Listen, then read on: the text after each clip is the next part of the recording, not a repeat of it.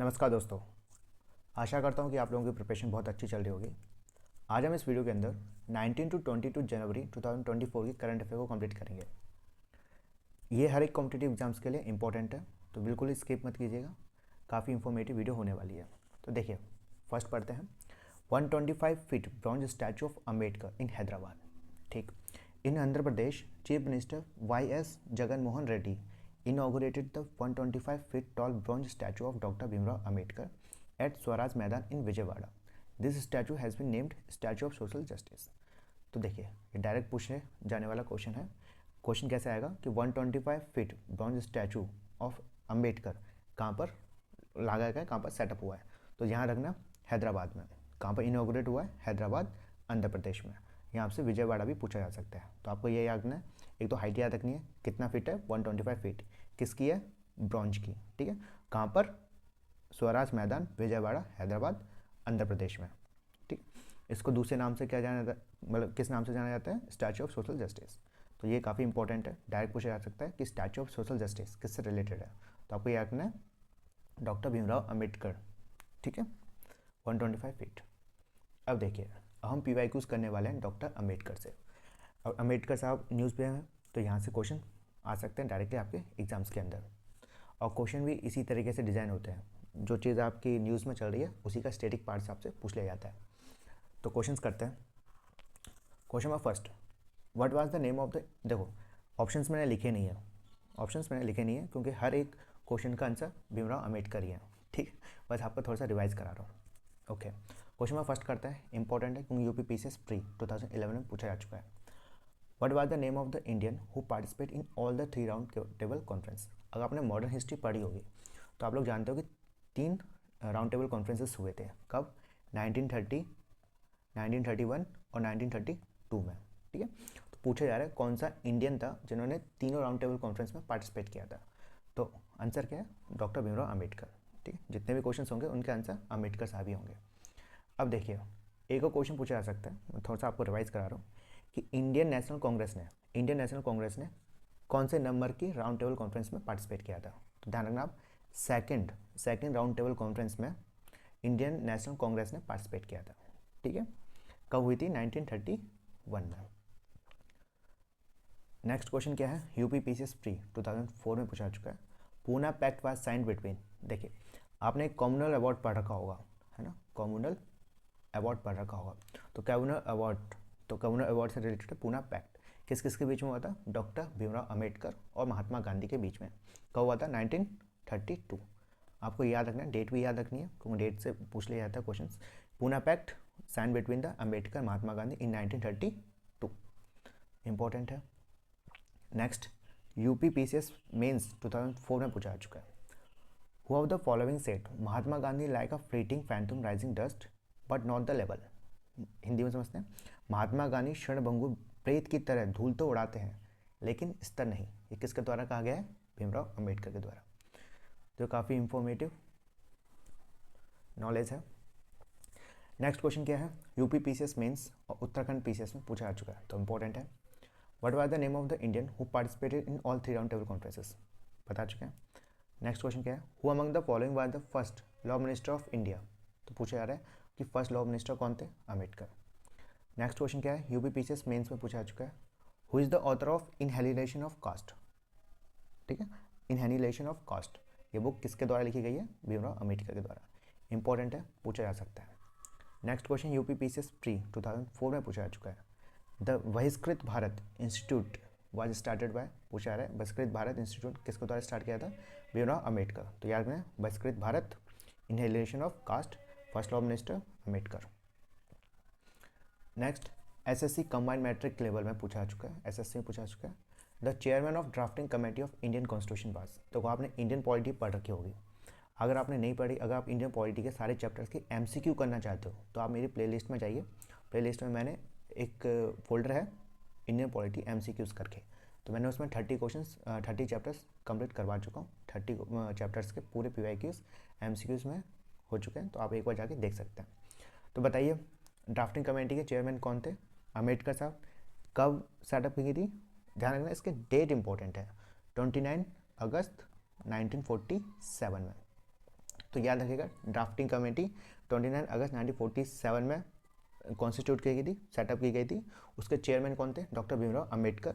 और drafting committee में कितने लोग थे? ये रखना 7 मेंबर्स थे। तो ड्राफ्टिंग कमेटी 7 मेंबर थे, 29 अगस्त 1947 में सेटअप की गई थी और चेयरमैन थे उनके भीमराव अंबेडकर साहब। और काफ़ी कुछ है ड्राफ्टिंग कमेटी से रिलेटेड, इंडियन कॉन्स्टिट्यूशन से रिलेटेड, तो आप एक बार प्लेलिस्ट में जाके देखिए इंडियन पॉलिटी में, और आपको काफ़ी सारी इन्फॉर्मेशन मिल जाएगी। पूरे PYQs करा के मैंने सारे सभी सब्जेक्ट्स के। नेक्स्ट क्वेश्चन करते हैं। एसएससी मल्टीटास्किंग में पूछा जा चुका है, who is the consider the architect of the Indian constitution? तो बताइए, architect of Indian constitution Ambedkar साहब, है ना। नेक्स्ट क्वेश्चन एसएससी में पूछा जा चुका है, हु मतलब क्वेश्चन देगा, among the following founded the all India depressed class federation in 1920। देखिए, एक तो आपको डेट याद रखनी है कि 1920 के अंदर all India depressed class federation का सेटअप किया था, फाउंड किया था, किसके द्वारा? भीमराव अंबेडकर। ठीक है, तो all India depressed class federation, ठीक है, सेटअप किया गया था भीमराव अंबेडकर के द्वारा। कब? 1920 में।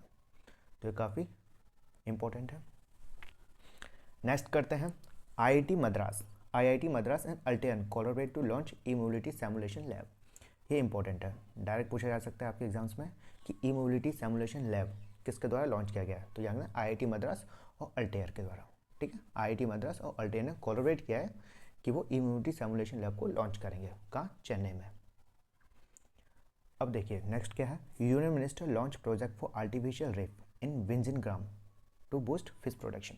ठीक है, देखिए आपको इसको ढंग से पढ़ते हैं। Union minister Parshottam Rupala has announce allocations of 302 crore rupees, ठीक है, 302 crore rupees for setting of artificial reef unit on the shore of fishing village इन विंजिंगजाम, केरला के अंदर। तो आपसे क्वेश्चन किस तरह से पूछा जा सकता है कि आर्टिफिशियल रीफ यूनिट कहाँ पर सेटअप किया गया है, कहाँ पर स्टैब्लिश किया गया है? केरला के अंदर। या फिर आपसे गांव का नाम ही पूछ सकते हैं, विलेज का नाम ही पूछा जा सकता है। क्या है? विंजिनगाम, जो भी है, उनका प्रोनाउंसिएशन थोड़ा अजीब सा होता है ना। तो ध्यान रखना, कितने करोड़ रुपए? 302 करोड़ रुपए। कहाँ पर? केरला में। नेक्स्ट क्या है, this scheme has been started under the Pradhan Mantri Matsya Sampada Yojana of the central government and the state fishery department. It has been started to promote sustainable fisheries and livelihood. ठीक, तो ये इंपॉर्टेंट है, याद रखना। आर्टिफिशियल रीफ यूनिट को setup किया गया है केरला के अंदर, और कितने रुपए दिए गए, कितना फंड लगाया गया है? 302 करोड़ रुपए।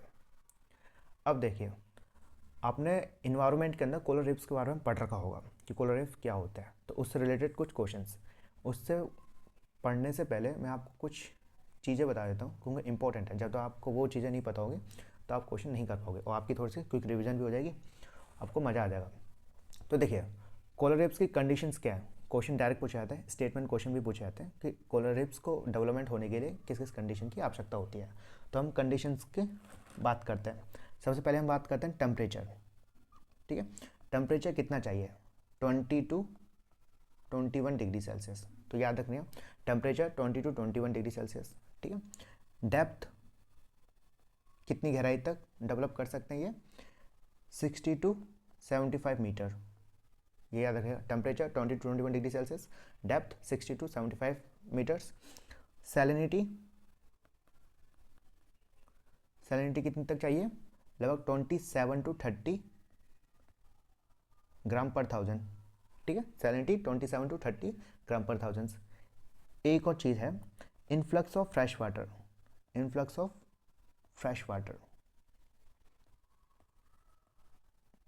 मतलब influx of fresh water injurious to coral reef health. ठीक है, जो देखो ये है समुद्र, ओशियन है ये, हाँ, और ये है रिवर। ये क्या है? रिवर। ये क्या रिवर? क्या? फ्रेश वाटर को इन्फ्लक्स करती है, फ्रेश वाटर देती है हमारे ओशियन में। तो यहाँ पर कोरल रीफ्स डेवलप नहीं होंगे। याद रखना, जहाँ पर ओशियन और रिवर आपस में मिक्स होते हैं, ठीक है, ज्वाइन करते हैं, वहाँ पर कोरल रीफ्स नहीं होंगे। क्यों? क्योंकि वहाँ पर सैलिनिटी कम होती है। तो ध्यान रखना, सैलिनिटी चाहिए 27 to 30। ठीक है, और जहाँ पर ओशियन और रिवर आपस में इन्फ्लक्स होते हैं, आपस में मिलते हैं, वहाँ पर कोरल रीफ्स डेवलप नहीं होते। ठीक है, इसी कारण इंडिया में देखो, इंडिया में कहाँ कहाँ कोरल रीफ्स मिलते हैं? यहाँ पर है वो, यहाँ पर आपका अंडमान निकोबार। ठीक है, तो ये गल्फ ऑफ कच्छ है, KUTCH, गल्फ ऑफ कच्छ, और ये gulf of Khambhat, gulf of Khambhat या कैम्बे भी कहते हैं, CAMBAY। तो आपको याद रखना है gulf of Kutch, gulf of Khambhat, और यहाँ पर ये श्रीलंका है, यहाँ गल्फ ऑफ मन्नार, क्या है, मन्नार, MANNAR। तो देखिए इंडिया में क्वेश्चन पूछा जाता है कि इंडिया में कहाँ कहाँ पर कोरल रीफ्स मिलते हैं, कहाँ कहाँ रीफ्स डेवलप होते हैं। तो आपको याद रखना है गल्फ ऑफ कच्छ में, ठीक है, गल्फ ऑफ खंबत में नहीं होते, ठीक है, याद रखना है गल्फ ऑफ कच्छ में, गल्फ ऑफ मन्नार में, लक्षद्वीप में, अंडमान निकोबार में। तो बे ऑफ बंगाल में नहीं, बे ऑफ बंगाल में नहीं होते, और ना गल्फ ऑफ खंबत में डेवलप होते कोरल रीफ्स। तो आपको याद रखना है gulf of Kutch, question important है, डायरेक्ट पूछा जाता है कि कहाँ कहाँ पर इंडिया के कौन सी जगह पर कोरल रीफ्स डेवलप होते हैं। तो याद रखना gulf of Kutch, gulf of Mannar, Lakshadweep, Andaman Nicobar. Bay of Bengal में नहीं मिलते, और ना गल्फ खंबत में। कारण वही है इनफ्लक्स ऑफ फ्रेश वाटर, क्योंकि यहाँ पर कई सारी नदियाँ, और यहाँ पर काफ़ी सारी नदियाँ इन्फ्लक्स करती हैं, ज्वाइन करती हैं हमारे बे ऑफ बंगाल को, इसलिए यहाँ पर डेवलप नहीं होते कोरल रीफ्स। ये चीज़ आपको याद रखनी है। एक और चीज़, कोरल रीफ्स को रेन फॉरेस्ट ऑफ ओशियन भी कहते हैं, tropical rain forest of ocean भी कहते हैं, tropical rain forest of ocean. तो आपको ये भी याद रखना है coral reefs is also known as a tropical rain forest of ocean. अब देखिए, अब हम क्वेश्चन करते हैं कोरल रीफ से रिलेटेड जो आपके एग्जाम से पूछे जा चुके हैं। तो देखिए फर्स्ट क्वेश्चन करते हैं, इंपॉर्टेंट है क्योंकि BPSC प्री में 2019 में पूछा जा चुका है। Coral reefs are found India, sorry, coral reefs not found in which of the following regions, India में पूछा जा रहा है। तो बताओ कहाँ कहाँ पर नहीं मिलते, मतलब 4 ऑप्शंस होंगे, किसी एक जगह पे होगा। तो मैंने आपको बताया अभी गल्फ ऑफ खंबत पे नहीं और बे ऑफ बंगाल पे नहीं, ठीक है। तो आपको पता चल गया कि इंडिया में कहाँ कहाँ मिलते हैं, gulf of Kutch, gulf of Mannar, Lakshadweep, Andaman Nicobar, ठीक है। Generally they are the coral reefs found, where the coral reefs found, पूछा था कोरल रीफ्स कहाँ मिलते हैं। तो देखो मैंने आपको टेम्परेचर बताया था, टेम्परेचर 20 to 21 डिग्री सेल्सियस। तो ये टेम्परेचर कहाँ पर मिलता है, ट्रॉपिक ऑफ कैप्रिकॉर्न से tropic of Cancer, tropic of Cancer से ट्रॉपिक ऑफ कैप्रिकॉर्न। तो याद रखना ट्रॉपिक ऑफ कैंसर और ट्रॉपिक ऑफ कैप्रिकॉर्न के बीच में हमें कोरल रीफ्स मिलते हैं, ठीक है। Temperature 20 to 21 degree Celsius. तो ये आपको याद रखना है, कोरल रीफ्स कहाँ मिलते हैं, tropic of Cancer to tropic of Capricorn, ठीक। नेक्स्ट क्या है, the Great Barrier Reef of the coral is situated near the coast of, ये इंपॉर्टेंट है, ठीक है। ग्रेट बैरियर रीफ कहाँ मिलता है, चलो रखो मैं आपको एक बार स्क्रीन पर ले आता हूँ, ब्लैंक स्क्रीन। देखो मैं एक छोटी सी चीज़ भूल गया था कि कोरल रीफ्स कितने प्रकार के होते हैं, पहले इसको पढ़ लेते हैं। कोरल रीफ्स कितने प्रकार के होते हैं, 3 प्रकार के होते हैं। कौन से, फ्रिंगिंग, बैरियर और अतुल, ठीक है। फ्रिंगिंग रीफ होते हैं, बैरियर रीफ होते हैं और अतुल रीफ होते हैं। अब देखो क्वेश्चन में क्या पूछा गया है, ग्रेट बैरियर रीफ कहाँ पर है, ग्रेट बैरियर रीफ काफ़ी इंपॉर्टेंट, बहुत बार पूछा जा चुका है। तो देखो आपने ऑस्ट्रेलिया पढ़ा होगा, कुछ इस तरीके से ऑस्ट्रेलिया है। तो ध्यान रखो यहाँ पर ईस्ट ऑस्ट्रेलिया पे है ना, ईस्ट ऑस्ट्रेलियन कोस्ट पर ग्रेट बैरियर रीफ है। ग्रेट बैरियर रीफ कहाँ पर है, ईस्टर्न ऑस्ट्रेलियन पे, ईस्ट ऑस्ट्रेलियन कोस्ट पर ग्रेट बैरियर रीफ है।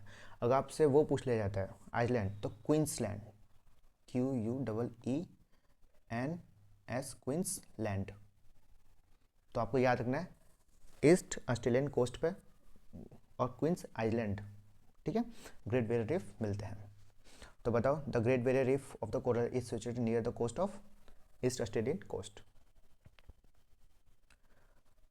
तो देखिए नेक्स्ट करते हैं, PM Modi lay foundation stone and inaugurate various project in Solapur, Maharashtra. देखो prime minister Shri Narendra Modi laid the foundation stone of 8 अरमुट, ठीक है, Atal mission for rejuvenation and urban transformation project, worth rate कितना 2000 crore in Solapur, Maharashtra. Direct question पूछा जा सकता है कि नरेंद्र मोदी, ठीक है, नरेंद्र मोदी के द्वारा 8 अरमुट को फाउंडेशन रखा गया है, ठीक है, वो कहाँ रखा गया है, तो यार ना सोलापुर महाराष्ट्र के अंदर, सोलापुर महाराष्ट्र में। और कितने करोड़ रुपए, कितना फंड, 2000 करोड़, 2000 करोड़ सोलापुर महाराष्ट्र में PM नरेंद्र मोदी के द्वारा इनॉग्रेट किया गया है 8 अरमुट्स। अरमुट की फुल फॉर्म भी पूछी जा सकती है, अरमुट की फुल फॉर्म क्या है, Atal mission for rejuvenation and urban transformation. Next क्या है, S. C. कृष्णन, नेति मेती मेती security launches India's first graphene centre IoT COE in Kerala. तो देखिए इंडिया का पहला ग्राफीन सेंटर कहाँ पर है, डायरेक्ट क्वेश्चन पूछा जा सकता है कि इंडिया का पहला ग्राफीन सेंटर कहाँ है, केरला के अंदर। ठीक है, किसके द्वारा लॉन्च किया गया है, तो जानना मेती मेती की फुल फॉर्म क्या है, ministry of electronic and information technology. ठीक है, तो मेती की फुल फॉर्म क्या है, ministry of electronic and information technology के जो सेक्रेटरी हैं एस कृष्णन, उनके द्वारा लॉन्च किया गया है इंडिया का पहला, इंडिया का इंपॉर्टेंट है, डायरेक्ट पूछा जा सकता है क्योंकि इंडिया का जो पहला है ना वो हमेशा क्वेश्चन में आते हैं। तो इंडिया का पहला ग्राफीन सेंटर कहाँ है, केरला के अंदर। और IoT और COE का फुल फॉर्म क्या है, internet of things and centre of excellence. ठीक है, सेंटर ऑफ एक्सीलेंस और इंटरनेट ऑफ थिंग कहाँ पर है, केरला के अंदर। ये काफ़ी इंफॉर्मेटिव है, इंपॉर्टेंट है, डायरेक्ट पूछा जाएगा। अब PYQs ऑन ग्रेफाइट्स, जो ग्रेफाइट इंपॉर्टेंट है, आप लोगों ने फिजिक्स में पढ़ा होगा। ठीक है, तो हम करते हैं पहला क्वेश्चन, UPPCS प्री 2011 में पूछा चुका है तो इंपॉर्टेंट है। Which one of the following is use as a moderator in the nuclear reactor. आप लोगों ने न्यूक्लियर फिशन और न्यूक्लियर फ्यूशन पढ़ा होगा। तो न्यूक्लियर फिशन रिएक्टर, ठीक है, न्यूक्लियर फिशन को जो प्रोसेस है उसको कंट्रोल करने के लिए यूज़ होता है, न्यूक्लियर एनर्जी को हार्वेस्ट करने के लिए। तो उसमें पूछा जा रहा है कि मॉडरेटर किसको यूज़ किया जाता है। तो देखो मैं आपको बताता हूँ, मॉडरेटर ग्रेफाइट को, किसको, ग्रेफाइट को एक बेरिलियम ऑक्साइड होता है, BARYLLIUM, बेरिलियम ऑक्साइड, और एक हैवी वाटर, ये तीनों के तीनों यूज होते हैं as a moderator in the nuclear reactor. तो आपको याद रखना है ग्रेफाइट, बेरिलियम ऑक्साइड और heavy water used as a moderator in the nuclear reactor. ठीक है, इंपॉर्टेंट है। नेक्स्ट क्वेश्चन UPPCS प्री 2011 में और UPPCS प्री 1994 में पूछा चुका है। पेंसिल लीड इज, ठीक है, पेंसिल लीड ग्रेफाइट होती है, तो आपको याद रखना है pencil lead is a graphite. अच्छा, ग्रेफाइट में कार्बन होते हैं, यस, ध्यान रखना, ग्रेफाइट मतलब ग्रेफिन और diamond is a isotope of carbon, isotope है किसके, ऑफ कार्बन। ये क्वेश्चन में पूछा जा सकता है कि ग्रेफाइट या ग्रेफिन किसका आइसोटोप है, तो आइसोटोप ऑफ कार्बन। नेक्स्ट क्या है, MPPCS प्री 2017 में और RSRTS 1999 में पूछा चुका है। Which lubricant is used for the heavy machines, पूछा जा रहा है कौन सा लुब्रिकेंट को यूज़ किया जाता है हैवी मशीन्स के लिए, तो याद ना ग्रेफाइट।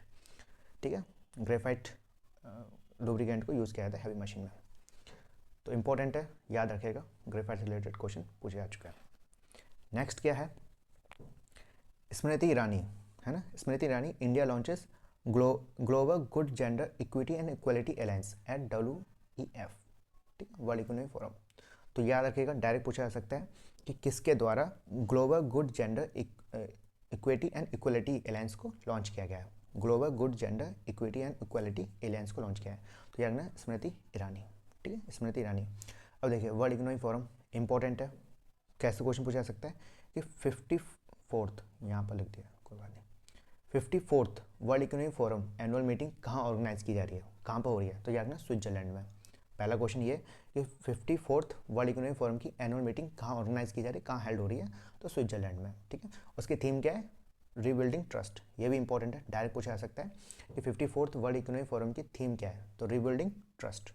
ठीक है, ऑर्गेनाइज कहाँ हो रही है, स्विट्जरलैंड में। और नाउ हम कुछ इन्फॉर्मेशन पढ़ लेते हैं, फैक्चुअल है, वर्ल्ड इकोनॉमिक फोरम से पूछा जा सकता है। फॉर्मेशन कब हुआ है, 1971 में, तो याद रखना वर्ल्ड इकोनॉमिक फोरम का WEF का फॉर्म कब हुआ था, 1971 में। फाउंडर कौन थे, लुआस सचवेव, ठीक, लुआस सचवेव उसका फाउंडर है। हेडक्वार्टर का है कोलोग्नी, स्विट्जरलैंड, ये याद रखना, स्विट्जरलैंड में इनका हेडक्वार्टर है। डायरेक्ट पूछा जाता है क्वेश्चन कि वर्ल्ड इकोनॉमिक फोरम में हेडक्वार्टर कहाँ पर है, स्विट्जरलैंड। अभी प्रेजेंट में प्रेसिडेंट कौन से, बॉर्गे ब्रंडे, ठीक है, बॉर्ज ब्रंडे। तो आपको ये सारी इंफॉर्मेशन होनी चाहिए, फॉर्मेशन 1971 में, हेडक्वार्टर स्विट्जरलैंड में, और प्रेजेंट के प्रेसिडेंट ब्रंडे, बॉर्ज ब्रंडे। और अभी कौन सी हो रही है एनुअल मीटिंग, 54th, कहाँ पर, स्विट्जरलैंड में। और स्मृति ईरानी के द्वारा कौन सा क्या क्या इनिशिएटिव यूज़ किया है, कौन से एलियंस को लॉन्च किया गया है, global good gender equity and equality aliens, important है, आ सकता है। अब देखिए 47th international Kolkata book fair, ठीक है, पहला क्वेश्चन कि कौन से नंबर का इंटरनेशनल कोलकाता फेयर ऑर्गेनाइज किया गया है? तो याद रखना 47 नंबर का 47 इंटरनेशनल कोलकाता बुक फेयर को ऑर्गेनाइज किया गया है, पहला। ठीक है, कहाँ पर? Salt lake. ठीक है, साल्ट लेक मतलब कोलकाता में है ना, साल्ट लेक के पास। और उसकी थीम कंट्री कौन सी है? United kingdom, UK. ये इंपॉर्टेंट है, तो ध्यान रखना 47th international Kolkata fair book को ऑर्गेनाइज किया गया साल्ट लेक पे। उसकी थीम कंट्री कौन सी है? United kingdom. देखो आप यहाँ पर देख सकते हो, यहाँ पर इसका कंट्री का मैप है ना, तो ध्यान रखना थीम कंट्री डायरेक्ट पूछा जा सकता है कि 47 इंटरनेशनल कोलकाता बुक फेयर के थीम कंट्री कौन है? तो यूनाइटेड किंगडम, यूके। हम आईपीएल की बात करें 2024, तो याद रखना इस बार आईपीएल 2024 से 2028 तक कौन ऑर्गेनाइज करेगा? किसके पास स्पॉन्सरशिप है? टाटा के पास। टाटा के पास स्पॉन्सरशिप है आईपीएल 2024 की। अब देखिए बेस्ट एयरपोर्ट 2024 बैंगलोर और दिल्ली। अभी आपने पढ़ रखा होगा कि विंग है ना, विंग इंडिया 2024 को ऑर्गेनाइज किया गया है कहाँ पर? हैदराबाद में। तो याद रखना विंग विंग इंडिया 2024 में हैदराबाद में ऑर्गेनाइज किया था। वहाँ पर वेस्ट एयरपोर्ट 2024 अनाउंस हुए हैं। 2024 की जो वेस्ट एयरपोर्ट है वो अनाउंस हुए हैं, तो उनके नाम क्या हैं? इंदिरा गांधी इंटरनेशनल एयरपोर्ट दिल्ली में और कैंपे गोवदा इंटरनेशनल एयरपोर्ट बैंगलोर में। तो आपको ये दोनों याद होने चाहिए, डायरेक्ट क्वेश्चन पूछा जा सकता है कि वेस्ट एयरपोर्ट 2024 के कौन से हैं? तो इंदिरा गांधी नेशनल एयरपोर्ट दिल्ली और कैंपेगोदा इंटरनेशनल एयरपोर्ट बैंगलोर। ठीक है, कैंपेगोदा नाम भी है, पता नहीं कैसे कैसे होते हैं भाई। अब देखिए एक नोवेल पब्लिश हुई है, कौन सी? Conversation with the Aurangzeb. ठीक है, कन्वर्सेशन विद द औरंगजेब नाम की एक बुक को, एक नोवेल को पब्लिश किया गया, किसके द्वारा? चारू निवेदिता, चारू निवेदिता। ठीक है, कन्वर्सेशन विद द औरंगजेब नामक की बुक नोवेल को पब्लिश किया गया है, किस में था? तमिल में था, तमिल लैंग्वेज में। ठीक है, किसके द्वारा? चारू निवेदिता। और तमिल से इंग्लिश में ट्रांसलेट की गई है, किसके द्वारा? नंदिनी कृष्णन। तो याद रखना नंदिनी कृष्णन के द्वारा कन्वर्सेशन विद औरंगजेब जो तमिल लैंग्वेज थी उसको इंग्लिश में कन्वर्ट किया गया। और कन्वर्सेशन विद औरंगजेब किसके द्वारा लिखी गई है? उसके ऑथर कौन है? चारू निवेदिता, है ना, निवेदिता है, चारू निवेदिता। अब देखिए औरंगजेब आप लोग जानते हो भाई, आप लोगों ने मेडिवल हिस्ट्री में पढ़ रखा होगा ना, मेडिवल हिस्ट्री के अंदर पढ़ रखा होगा कितना इंपॉर्टेंट है औरंगजेब, और यहाँ से काफ़ी सारे क्वेश्चन आते हैं। तो एक एक करके क्वेश्चन पढ़ते हैं। पहला क्वेश्चन पढ़ते हैं, इंपॉर्टेंट है क्योंकि यूपी पीसीएस प्री और मेंस में पूछा जा चुका है 2 बार। Who of the following Mughal emperor was कॉन्कोरेटेड ट्वाइस? ठीक है, तो बताइए कौन सा मुगल एम्पीरियर था जिसको 2 बार कोरोनेटेड किया गया था? तो जानना औरंगजेब। ठीक है, औरंगजेब को 2 बार कोरोनेटेड किया गया था। 1658 से 1707 तक था, 1658 टू 1707 तक औरंगजेब का शासन रहा है। ठीक है, which Mughal emperor was known as a Zinda Pir? ये इंपॉर्टेंट है, आर ओ और झारखंड पीसीएस प्री में 2003 में पूछा चुका है। किस मुगल एम्पीरियर को जिंदा पीर के नाम से जाना जाता है? टाइटल क्या था? तो यानी औरंगजेब। औरंगजेब का नाम मतलब औरंगजेब का दूसरा नाम क्या था? यहाँ पे किस टाइटल से जानते थे? जिंदा पीर। एक और था आलमगीर, आलमगीर। तो आपको ये याद रखना है औरंगजेब के 2 टाइटल्स थे, एक था जिंदा पीर, एक आलमगीर। क्वेश्चन पूछा जा सकता है, इंपॉर्टेंट है। औरंगजेब के टाइटल्स जिंदा पीर और आलमगीर। नेक्स्ट क्या है? The Mughal empire who appointed the maximum number of Hindu officials were? Important है, पूछा जा चुका है। तो बताइए कौन से मुगल एम्पायर में सबसे ज़्यादा हिंदू ऑफिशियल्स थे? तो औरंगजेब। ठीक है, नेक्स्ट क्या है? यूपी पीसीएस प्री 2002 में हु रीइम्पोज जजिया? तो पहले ये बताइए जजिया था क्या? जजिया एक तरह का प्रोटेक्शन या सिक्योरिटी टैक्स था। प्रोटेक्शन टैक्स यहाँ पे सिक्योरिटी टैक्स था जो कि इम्पोज किया जाता था किन पे? नॉन मुस्लिम्स के ऊपर, नॉन मुस्लिम्स के ऊपर। ध्यान रखना मतलब हिंदूज के ऊपर टैक्स लगाया जाता था, प्रोटेक्शन टैक्स। ठीक है, जिसका नाम था जजिया। इसको एबोलिश कर दिया गया था अकबर के टाइम पर। अकबर ने इस जजिया टैक्स को ख़त्म कर दिया था, लेकिन औरंगजेब ने फिर से इसको रीइम्पोज कर दिया गया। तो आपको याद रखना है जजिया किसके द्वारा एबोलिश किया गया था? अकबर के टाइम पर, और इसको रीइम्पोज औरंगजेब के द्वारा किया गया था। एक और क्वेश्चन पूछा जाता है कि जजिया क्या है? ठीक है, तो जजिया याद रखना it is a protection tax या फिर security tax impose on non Muslims. ये भी पूछा जा सकता है किन के ऊपर ये लगाया जाता था? तो याद रखना नॉन मुस्लिम्स के ऊपर, मतलब हिंदूज के ऊपर। द क्रिएटर ऑफ बीवी का मकबरा और टॉम ऑफ बीवी वाज RSRTS 1999 में पूछा चुका, इंपॉर्टेंट है। बीवी का मकबरा या टॉम ऑफ बीवी, ठीक है, किसके द्वारा बनवाया गया है? निर्माता कौन है? वही औरंगजेब, ठीक है। टॉम ऑफ बीवी या बीवी का मकबरा को मिनी ताजमहल भी कहा जाता है, मिनी ताजमहल, ये इंपॉर्टेंट है। बीवी का मकबरा, मिनी ताजमहल या सेकंड ताजमहल। सेकंड ताजमहल किसके द्वारा बनवाया गया था? औरंगजेब। किसके बेस पे, मतलब किसकी याद में? अपनी बीवी की याद में। बीवी का नाम क्या था? दिलराज, DILRAS, दिलराज बानू बेगम, दिलराज बानू बेगम। तो आपको याद रखना है दिलराज बानू बेगम, जिसका दूसरा नाम था, और दूसरा टाइटल क्या था उसका? रविया उद दौरानी। तो याद रखना है बीवी का मकबरा या टॉम ऑफ बीवी, या फिर सेकंड ताजमहल, है ना, या फिर मिनी ताजमहल, किसके ऊपर था, मतलब किसकी याद में बनवाया था? रविया उद दौरानी, जिसका ओरिजिनल नेम था दलरास भानु बेगम, दलरास भानु बेगम रविया उद दौरानी, ठीक है। और ये कहाँ पर है? औरंगाबाद में, महाराष्ट्र के अंदर, ठीक है। तो याद रखना बीवी का मकबरा, टॉम ऑफ बीवी, मिनी ताजमहल, सेकंड ताजमहल, किसकी याद में? मतलब बीवी का नाम क्या था? औरंगजेब की बीवी का नाम क्या था? दलरास बानू बेगम, और रबिया उद दौरानी उसका दूसरा टाइटल था, है ना। कहाँ पर है? औरंगाबाद, महाराष्ट्र में। नेक्स्ट क्वेश्चन क्या है? इंपॉर्टेंट है, UPPCS प्री 2011 में पूछा चुका है। Moti Masjid in red fort eight Delhi was built by, Moti Masjid किसने बनवाया? तो राणा औरंगजेब ने। नेक्स्ट क्या है? Himachal Pradesh launch my school my pride campaign under the Apna Vidyalaya programme.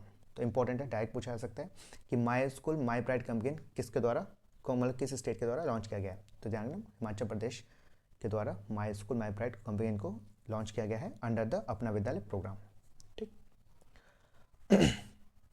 Next, ये इंपॉर्टेंट है भाई, पूछने की पूरी गारंटी है, ठीक है। चंद्रकांत सोमपुरा आर्किटेक्ट ऑफ राम मंदिर, डायरेक्ट पूछा जा सकता है कि राम मंदिर के आर्किटेक्ट कौन है? तो ध्यान रखना चंद्रकांत सोमपुरा, ठीक है। देखो, notable temple design by him, मतलब चंद्रकांता सोमपुरा ने और दूसरे भी मंदिर का निर्माण किया है। कौन कौन है वो? Somnath temple in Gujarat, Swami Narayan temple in Bombay, Akshardham temple complex in Gujarat, और बिरला टेम्पल इन कोलकाता, ठीक है। इंपॉर्टेंट है, डायरेक्ट पूछा जा सकता है कि राम मंदिर के आर्किटेक्ट कौन है? तो Chandrakant Sompura is the architect of Ram मंदिर। यह अपॉइंटमेंट हुआ है दलजीत सिंह चौधरी, जो IPS ऑफिसर है, Daljit Singh Chaudhary, new director general of SSB मतलब शास्त्र सीमा बल के न्यू डायरेक्टर जनरल कौन बने हैं? दलजीत सिंह चौधरी, ठीक है। डायरेक्ट पूछा जा सकता है कि who is appointed as a new director general of SSB Sashastra Seema बल, तो याद रखना दलजीत सिंह चौधरी। अभी हम इनके MCQs भी करेंगे, तो कोई टेंशन लेने की जरूरत नहीं है। नेक्स्ट क्या है? 9th Indian international science festival held in Faridabad Haryana में। डायरेक्ट पूछा जा सकता है कि 9th India international science festival को कहाँ पर ऑर्गेनाइज किया गया, कहाँ पर हेल्ड हुआ है? तो फरीदाबाद हरियाणा के अंदर, फरीदाबाद हरियाणा। देखिए,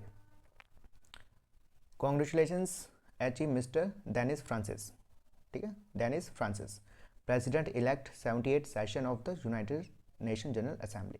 डायरेक्ट क्वेश्चन पूछा जा सकता है कि 78th session of United Nation General Assembly के न्यू प्रेसिडेंट किसको इलेक्ट, मतलब किसको अपॉइंट किया, किसको इलेक्ट किया गया है? तो ध्यान है Dennis Francis elected as a new president for 78th session of United Nation General Assembly. Direct पूछा जा सकता है, ठीक। तो याद रखना डेनिस फ्रांसिस को प्रेसिडेंट चुना गया है 70th सेशन के लिए। किसका session? United Nation General assembly का, ठीक। तो ध्यान रखना 70th सेशन किसको? Dennis Francis. नेक्स्ट क्या है? श्रीमती द्रौपदी मुर्मू, है ना, श्रीमती द्रौपदी मुर्मू प्रेजेंटेड प्रधानमंत्री Rashtra Bal Puraskar to 19 childrens at the function held in New Delhi. तो ये याद रखना है कि प्रेसिडेंट, है ना, द्रौपदी मुर्मू के द्वारा प्रधानमंत्री राष्ट्र बाल पुरस्कार 19 बच्चों को दिया गया, 19 चिल्ड्रंस को। तो ये डेट याद कर लेना, डेट बोल रहा हूँ, ये नंबर याद कर लेना, 19 चिल्ड्रंस को, ठीक है। द्रौपदी मुर्मू के द्वारा प्रधानमंत्री राष्ट्र बाल पुरस्कार 19 बच्चों को दिया गया। क्या है ना, मतलब इतना बोलने की आदत है नहीं इतना तो थोड़ा सा मैं अब अब देखिए, अभी एक फॉरवेस की लिस्ट जारी हुई है, ठीक है, फॉरवेस की लिस्ट जारी हुई है 10 स्ट्रॉन्गेस्ट करेंसी। तो डायरेक्ट पूछा जा सकता है कि कौन से कंट्री की सबसे स्ट्रॉन्गेस्ट करेंसी है। तो ध्यान रखना, कुवैती दिनार, फिर बहरीनी दिरहम, फिर ओमनी रियाल।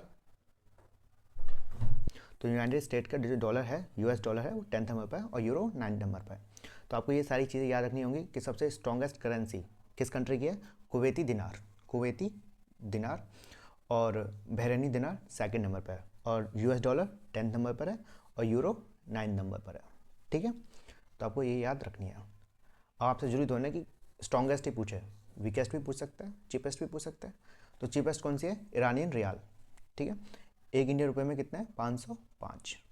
तो याद रखना, ईरानियन रियाल चीपेस्ट, और सबसे स्ट्रॉन्गेस्ट कुवैती दिनार। तो देखिए, अब हम एमसीक्यूज करेंगे और इसको हम थोड़ा जल्दी जल्दी करेंगे। ठीक है, तो क्वेश्चन में फर्स्ट पढ़ते हैं।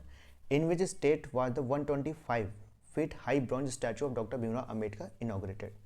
तो बताइए किस स्टेट के अंदर 125 feet high bronze statue of doctor Bhimrao Ambedkar inaugurate की गई है। तो मैंने अभी आपको बताया था किस में, आंध्र प्रदेश में, है ना, Andhra Pradesh. Question number second, with whom has IIT Madras tied up to launch e-mobility simulation lab। तो बताइए IIT मद्रास ने किसके साथ कोलैबोरेट किया है ई-मोबिलिटी सिमुलेशन लैब को लॉन्च करने के लिए। तो बताया था अभी हमने, अल्टेयर, है ना, IIT मद्रास और अल्टेयर ने दोनों ने मिलकर ई-मोबिलिटी सिमुलेशन लैब को लॉन्च किया है। Question number third, how many crore rupees has the central government allocate for setting up artificial reef unit in Kerala. Kerala के अंदर आर्टिफिशियल रिफ यूनिट को सेटअप किया गया है, तो कितने करोड़ रुपए दिए गए हैं सेंट्रल गवर्नमेंट के द्वारा। तो बताया था आपको 302 करोड़। ठीक है, 302 crore. Question number fourth, in which city of Maharashtra did the, तो Solapur. Question number fifth, according to recent report of Forbes which is the strongest currency in the world. Strongest currency कौन सी है, अभी हमने पढ़ा था हमने, कुवैती दिनार। तो कुवैती दिनार सबसे स्ट्रॉन्गेस्ट करेंसी है वर्ल्ड में। Question number six, who launch India's first graphene centre and IoT COE in Kerala. तो किसके द्वारा फर्स्ट ग्रेफाइन सेंटर को लॉन्च किया गया और कहाँ पर किया गया, ये भी याद रखना, केरला के अंदर। किसके द्वारा, हमने पढ़ा था, माइती सेक्रेटरी एस कृष्णन, है ना, माइती सेक्रेटरी कृष्णन। माइती की full form minister of electronic and information technology, है ना। माइती सेक्रेटरी एस कृष्णन के द्वारा लॉन्च किया है क्या, फर्स्ट ग्रेफाइन सेंटर, कहाँ पर, केरला में। Seventh, which city is the theme country for the 47th international Kolkata book fair. तो अभी बताया था कि कौन सी कंट्री थीम कंट्री बनी है 47th international Kolkata book fair की। तो अभी हमने पढ़ा था UK, है ना, United Kingdom. Question number 8, who exercise the right to match securing the IPL title sponsorship for 2024 to 2028। तो बताइए, जो IPL कंडक्ट किए जाएंगे 2024 to 2028, उसको कौन स्पॉन्सर करेगा। तो अभी बताया था आपको, टाटा ग्रुप्स ना, Tata son and private limited. Question number 9, who is the author of novel conversation with Aurangzeb. तो अभी हमने बताया था चारू निवेदिता, है ना, चारू निवेदिता। ओरिजिनल ये तमिल लैंग्वेज में थी, लेकिन इसको इंग्लिश में कन्वर्ट किया है, इंग्लिश में ट्रांसलेट किया है, किसके द्वारा, नंदिनी कृष्णन। तो आपको ये याद रखना है कि कन्वर्सेशन विद औरंगजेब के ऑथर कौन है, चारू निवेदिता, और इंग्लिश में ट्रांसलेट किसके द्वारा किया गया है, तो Nandini Krishnan. Question number 10, which Indian state has launch the my school my pride campaign under Apna Vidyalaya programme. तो my school my pride campaign launch किसके द्वारा किया गया है, Himachal Pradesh. Question number 11, who is the chief architect of construction of Ayodhya Ram Mandir, Ram temple. तो Ayodhya Ram temple के chief architect कौन है, अभी बताया था आपको, Chandrakant Sompura. Question number 12, who are recently appointed the director general of Shastra Seema बल, SSB के डायरेक्टर जनरल किसको अपॉइंट किया गया है। अभी बताया था आपको, दलजीत सिंह चौधरी, IPS ऑफिसर हैं। दलजीत सिंह चौधरी को शास्त्र सीमा बल के न्यू डायरेक्टर जनरल अपॉइंट किया गया है। Question number 13, in which state the India international science festival organized. ठीक है, किस स्टेट के अंदर इंडिया इंटरनेशनल साइंस फेस्टिवल को ऑर्गेनाइज किया गया है? तो बताइए, फरीदाबाद हरियाणा में। बताया तो था आपको, फरीदाबाद हरियाणा में, है ना। Question number 40, who is the president of the 78th session of United Nation General assembly. तो बताइए 78th session of United Nation General Assembly के प्रेसिडेंट किसको इलेक्ट किया गया है? तो उसके थे डेनिस फ्रांसिस। Dennis Francis.